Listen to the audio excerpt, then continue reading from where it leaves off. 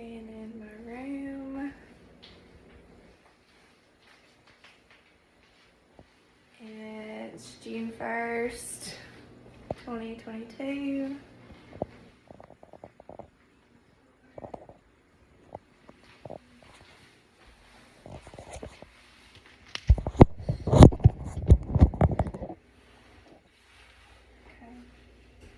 We start by inspecting the overall skin of the head, face, neck, anterior, posterior chest, and the abdomen. Skin is warm, dry, and intact. Color is normal for ethnicity. We have good skin turgor. I don't see any edema, scarring, lesions, bruising, or nevi. Our head is midline and symmetric and monocephalic. We're going to palpate the scalp. I don't palpate any masses or depression. I don't see any infestations or lesions. The hair is evenly disputed, brown and soft. I'm going to palpate the temporal arteries for any tenderness. If you could open and close your jaw, we're assessing for TMJ. I don't palpate any crepitus or clicking. We're going to palpate the lymph nodes for any tenderness. We have pre-auricular, post-auricular, occipital, tonsillar, submandibular, submental, anterior cervical, posterior cervical, and supraclavicular. Then we're going to assess cranial nerve 5, which is the trigeminal nerve. If you could just clench your jaws. And then if you could close your eyes and tell me if you feel a sharp or blunt tip. What? Okay. Then we're going to assess cranial nerve 7, which is the facial nerve. If you could raise your eyebrows, smile, frown, puff your cheeks, and pucker your lips. Then we move to the ears. They are midline and symmetric bilaterally. We're going to palpate for any tenderness or masses. We're going to inspect the auditory canal and tympanic membrane. And the tympanic membrane is translucent and pearly gray. Then we're going to assess cranial nerve 8, which is the auditory nerve. First, we're going to perform the Weber test. If you can tell me if you feel these vibrations bilaterally. Yes. And if you'll let me know when you no longer hear these vibrations. This is the Renee test. No. And air conduction should be greater than bone conduction. No. Then we move to the eyes. We inspect the brows, lashes, palpebral fissures, the sclera, conjunctiva. I don't see any lesions or discharge. Then we're going to inspect cranial nerve 2. If you can look at the Snellen chart on the wall and read the line closest to the bottom. ZHCSR. Then cover your right eye. ZHCSR. And the other eye. ZHCSR. And this is the optic nerve. We're going to assess central and peripheral vision. If you cover the same eye as me and tell me how many fingers I'm holding up. 2, 4. Another eye. 4, 4, 2. And then tell me when you can see my fingers. Now. Another eye. Now. And we're going to assess cranial nerve 3, which is oculomotor. And this checks for pupillary response. And then we're going to check for accommodation and convergence. If you could just watch behind me and then follow the pin to your nose. Now we're going to assess cranial nerves 3, 4, and 6, which is oculomotor, trigeminal, and abducens. If you could just follow my pin light. And this assesses for extraocular movement. It is good. Now we're going to look in the eyes with the ophthalmoscope, and we're looking for the red light reflex. Good. Then we move to the nose. The nose is midline and symmetric. We're going to assess cranial nerve 1.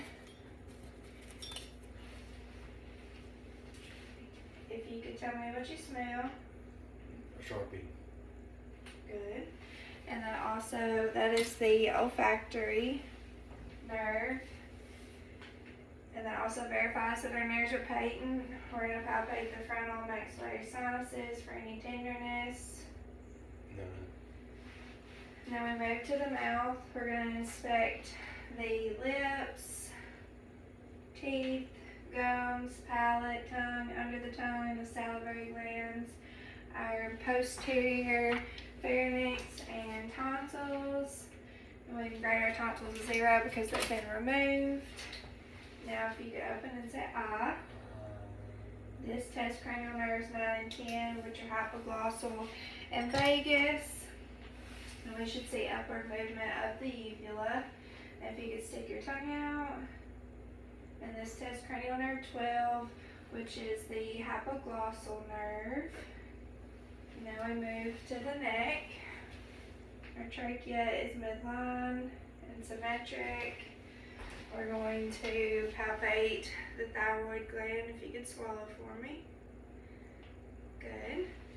We're going to assess and palpate our carotid arteries, one at a time, which are 2+. Now we're going to auscultate for any carotid bruise with the bell.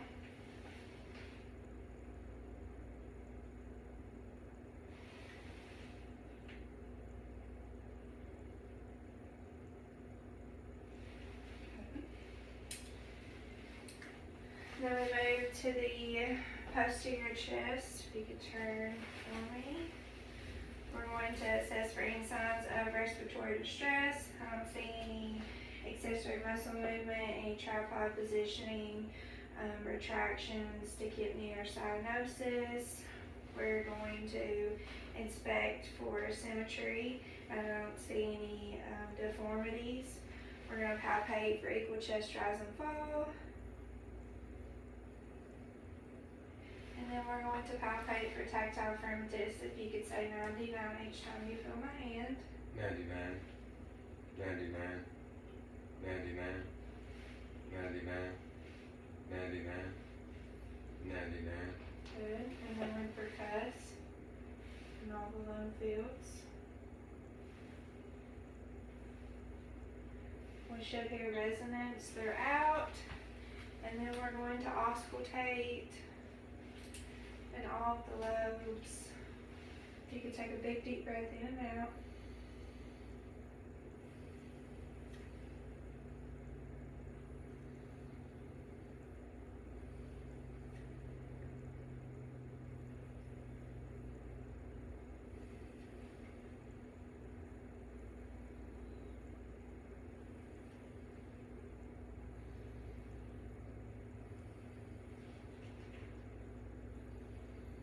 Making sure we get the lateral lobes.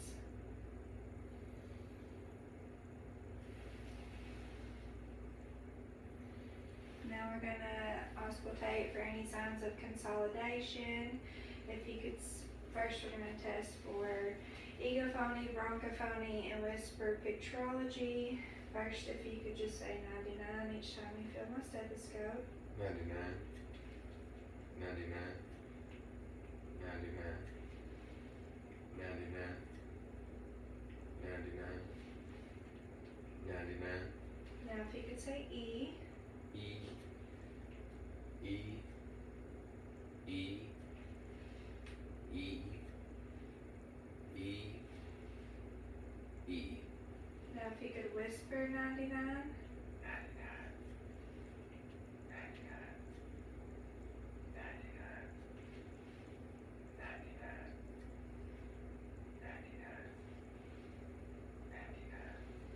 Move to the anterior chest. You can turn right to the front.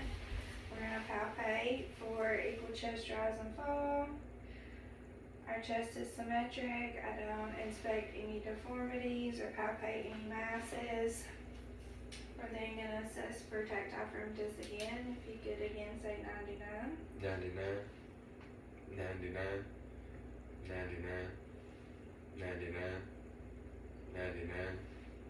99. And then we'll auscultate in all the anterior lobes. big deep breath for me.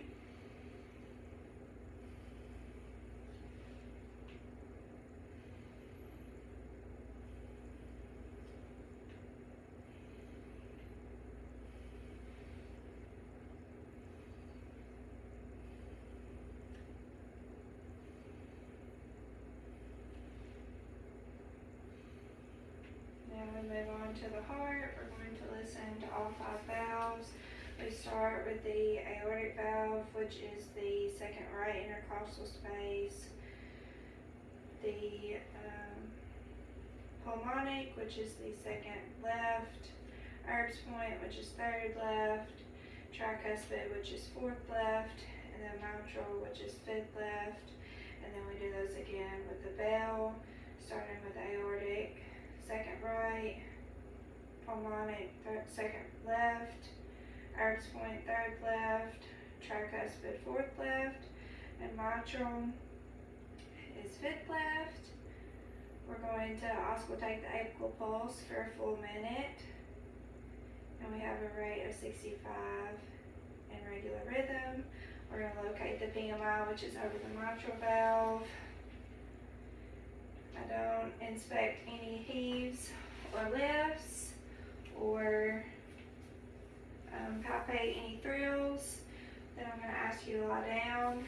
We would assess for JVD with the head of the bed 35 to 40 degrees, and we're going to auscultate the heart valves again lying down.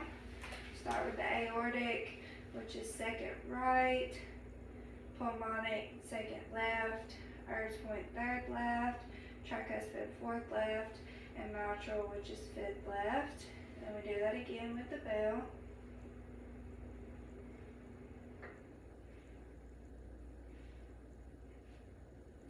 Then we move to the abdomen. The contour is flat and symmetric. We're going to auscultate over the aorta with the bell, the renal arteries, the iliac arteries, and the femoral arteries. We don't auscultate any bruits. And then we're going to auscultate all 4 quadrants.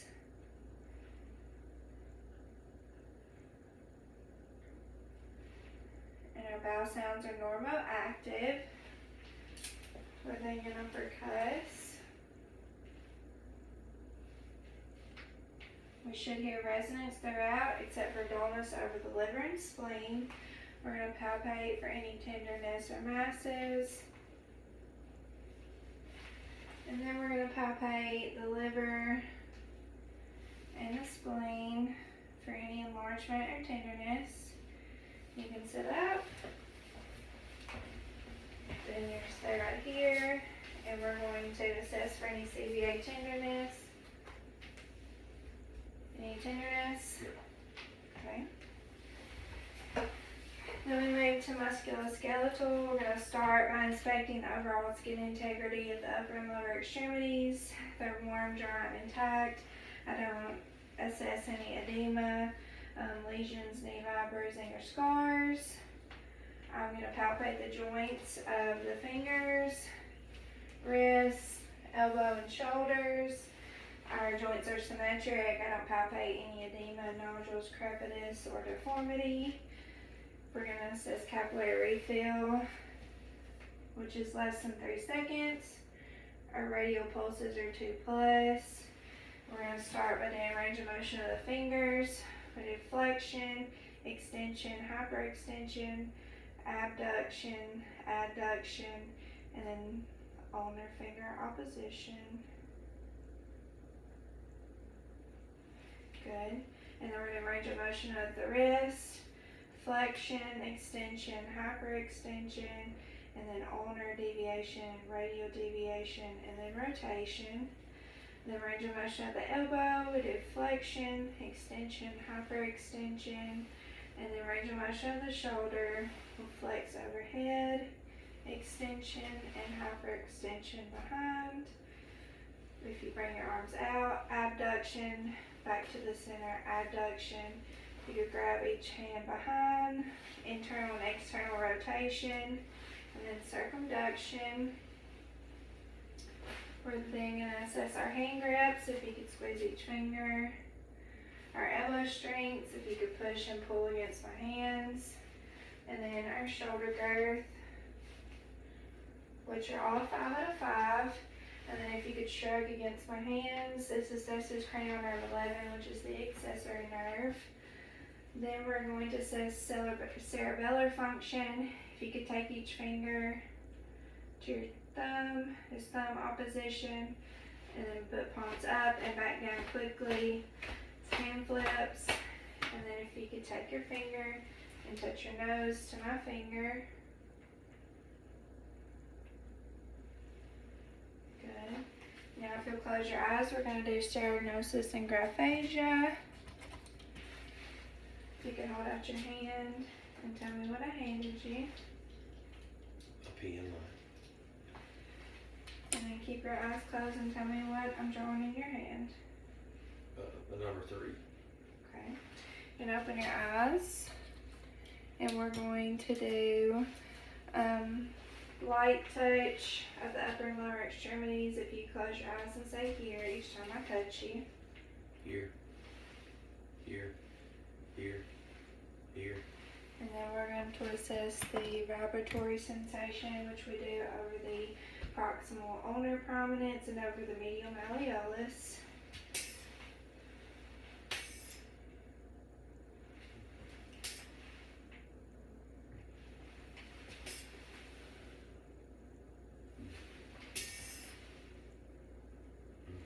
And then we'll assess deep tendon reflexes. We do brachioradialis,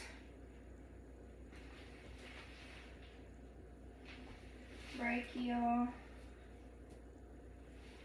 tricep,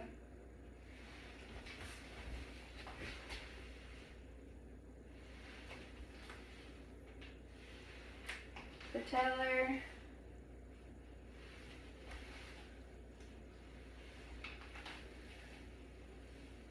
the Babinski reflex, and then the Achilles.